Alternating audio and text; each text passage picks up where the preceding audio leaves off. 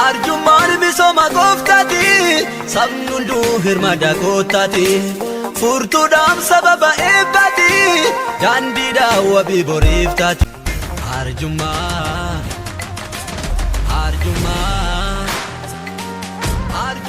misooma gooftati sabni hunduu hirmaada kootaati furtuudhaan sababa eebbati daandiidhaan wabii boriif taati.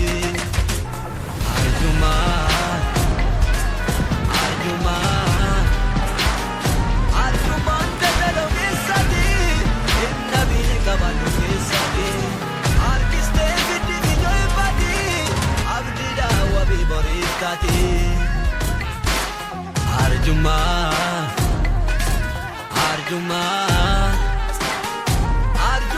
misooma gooftati sabni hunduu hirmaada kootaati furtuudhaan sababa eebbati daandiidhaan wabii boriif taati. Arjummaan dadaloo keessatti inni beeka baaduu keessatti. Abidda dhukkuba nyaatu haa fudhatu.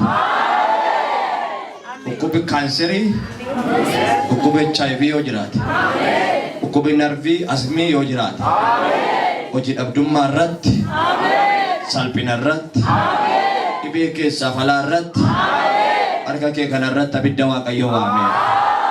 Abidda Waaqayyoo waameen. Harka ol ka'e kana irratti abidda Waaqayyoo waameen. Abidda Waaqayyoo. Amma jalqabee harka kana jala abaarsi kamuu akka hin ta'e. Harka kana jala dhibeen kamuu akka hin ta'e. Dhibee harkaa, dhibee ijaa, dhibee gurraa irratti.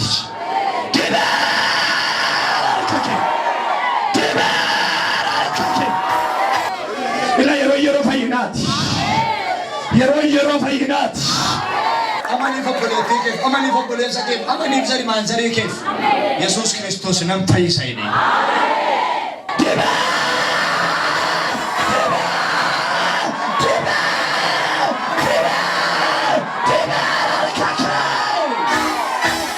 Afurri hamaan carraa kee kan nyaatu harka kee kana irra jala taa'uu akka hin dandeenye harka ol ka'e kana abidda godheera. Harkicha mataa kana irratti walitti riqame abidda Waaqaa jedha. Jedha abidda Waaqaa jedhe. Kaan lafa dhaabatanitti fayyu. Kaan garuu hafuuramaatu iyyeerraa lafa dha'a. Kaan immoo akka nama rasaasidhee darbatamanii lafa dha'u. Waaqayyo ilmaan namaarraan ergaa du'aa rukutanaan jedha. Kaan akka abiddaa gubaa. Otoo harka ofirra kaanii dhaabatanii harka ol kaasee dhaabatanii isaan keessaa dhibeen isaanii bada. Ameen. Bilisa baa. Namoonni dhanni keessa caccabaa duddi gadi jedhee ol hin jenne kaleenis waraan sila kan dhiitoo ofirraa qabdan qaqqabadhaa laalaa dafaa. Namoota baay'eetu bilisa baay'inaan jedha Hafuurri Qulqulluu. Ameen. Amma yeroo kadhatamu ba'aan narraa bu'ee sila kan nama dhukkuba ture manarra jiru tammee of ilaala. Sila na dhukkubaa manarra jiru nan dhabee ilaaleen narra jiru kan jettan raas harka tokko lama sadii raas harka dafamee namna furna bira gaafii gaati. Namoonni ofirraa dhabdan qof warra ofirraa dhabu. Maqaan keessan? Saaqtuudha. Eessarraa dhuftan? Dabbii Gobbo Waldaa. Gobbo Waldaa? Maaltu ta'e? Bajaajirraa kufeetanii nan cabe. Ogeessa nageessanii ogeessi immoo na dadhabe. Harki keessan maal gochuu hin danda'u ture? Waa tokko olmachuu hin danda'u. Asitti shaarbii ananidha. Asitti shaarbii ananidha. Akkatti na rakkadhaa ijoollee dhiiraa na gargaara. Ijoollee dhiiraa bishaan. Ijoollee dhiiraa bixilee natti laata. Bakka baay'ee. Amma fayyaa dhaqa. Amma nan fayyee. Harka gararraa harka Yesuus. Amma bilisa. Bilisa amma nan fayyee. Garee meeshoo sanatti argisiisa. Amma nan fayyee. Eewwan inni illee fidu Yesuus. Maaltu ta'e? Dudda koo na dhukkuba ture. Gartokkoon koo kunis du'aa maarkii koo kunis ol jijjiirra eegalee jechuudha. Amma Waaqayyoof galatu utuma isin kaa'attanii immoo addi koos naa hiikamuu jalqabee duddi koos naa fayyee. Akka bishaanii ganna keessa darbe. Akka bishaanii darbe? Yeroo sana fayyitan? Eewwan inni illee fiduu danda'u? Bara fayyaa. Iteetu jedhama na rakkisaa ture. Itoo jira ture? Eshi. Achi gaafa natti ka'u oliif gadi deemee dudda koo keessa deemee na maata. Itoo kun sila yeroo dhuftu si keessa jira jechuudha. Akkatti iteetu na mul'ata gaafa shurraa bifa'u namaan dhura guddaa na fakkeessa ture. As bahee mul'ata? Eshi. Amma narraa badee akka bishaan wayii keessa faca'eetu. Dhugaa waaqayyo.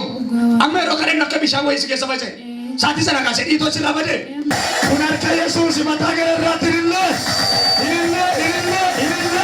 Amma jawwaa tokko Dhiitoo sun barbaadee namni. barbaade na beeku. Sinna yeroo dhufte jira. Dhugu akka agaa jabaata ture. Dhugaa waaqayyo. Sinna yeroo dhufte jira dhibeen kun. Jira. Amma yeroo dhuftu waldaa kana dhuftu jira. Yeroo amma galatamu garuu si keessa baqe. Galataa. Eessarraa dhufte? Asuma baakko. Asuma magaalaa Baakkooti. Maaltu si ta'e mee maal inni dhibeen maaltu sirra ture? Kalee koo karaa bitaa kana nama daa'ee ture. Eshi.